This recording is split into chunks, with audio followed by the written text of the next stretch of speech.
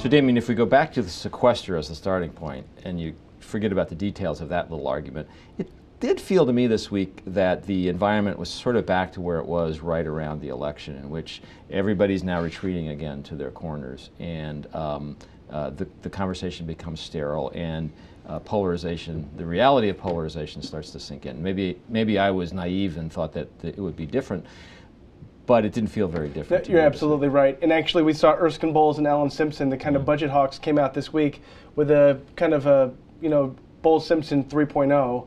And the reason they did it, they said, is because they feel like everyone's going back to their corners and just going back to their old talking points again. I mean, we're definitely in a situation where we're talking about taxes, no taxes, entitlement cuts, no entitlement cuts. It's your fault. No, it's your fault. Right. Well, that's really what got me this week. It wasn't just like, well, we're going to agree to disagree. It was like, we're going to spend a week saying, it's your fault. No, it's your fault. Yeah. And we've always had a gang of 4 or 6 or 8 or something, like messing around in the corner trying to do something. There's nobody right now working on anything. Do you think it'll infect the immigration debate? I mean, that was the one where it seemed like there's potential for a compromise. You may have a different view. My view is that that's the one area that still seems walled off from this. Only because they both have things to gain from actually moving ahead on it. Everybody else, I mean, on all the other issues, it seems like they've basically just decided we have more to gain from retreating. And it's just so interesting to watch that sort of attitude follow an election. I mean, you expect that in an election year, but sort of the repeat of 2012 now in 2013 is really interesting. But you see, what I think happened on immigration was that the election and Republicans' problems with Hispanic voters made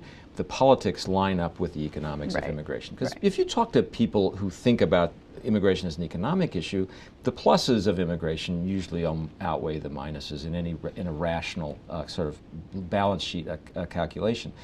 That was always true, but the politics were in the wrong place. Well, now I think the politics and the economics have lined up on immigration, and that changes things. And I don't think that's subject to partisan recrimination so much.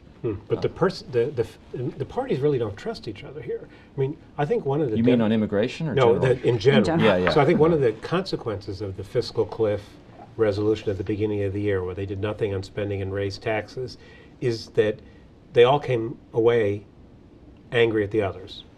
Boehner at Harry Reid. They felt like they got burned. Obama. And so instead of building trust so they could go to the next step, they're just like, it's like a schoolyard fight. The teacher broke it up. We had a couple months off, and now they're at it again. Yeah. Right, but I thought what would be different, and the reason I guess I was a little more optimistic, is I thought after the election there would be more of a feeling that, well, we're not going to agree, but we're going to agree to disagree rather than trying to win each argument, and I don't think that's what Paul Ryan told us what strategy was going to be when we did that interview with him, but that's not what's happened the last week. That's what I don't... I mean, one reason to have a glimmer of hope that there's going to be some sort of comedy is, the White House is going to bring forward a budget. It's going to get attacked by the Republicans, but they're going to do it. The Republicans are going to bring forward a budget. There's going to be some sort of process that they're going to try to debate things in a kind of a congressional Washington manner, and whether or not they get a deal at the end of the day, who knows? But it's not going to be this, last-minute, hair-on-fire type negotiation necessarily. Well, process is a boring word, but I actually think Washington could do with some process here.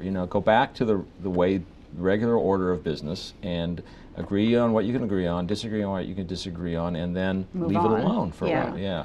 I mean, maybe on nominations, for example, that's happening.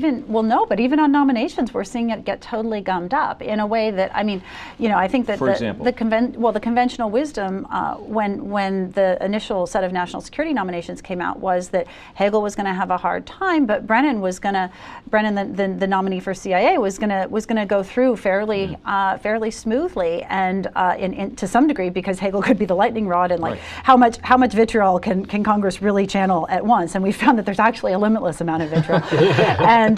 and so now we're seeing Brennan get really gummed up too, and he's pulled from all sides, because the Republicans are still using this as an opportunity to hammer the administration on Benghazi, and a number of the Democrats and some Republicans like Rand Paul are very concerned about oversight of the drone program, and so they keep asking for these legal memos, and there's an enormous tussle just over executive privilege and things like that between the White House and Congress just on the Brennan nominee.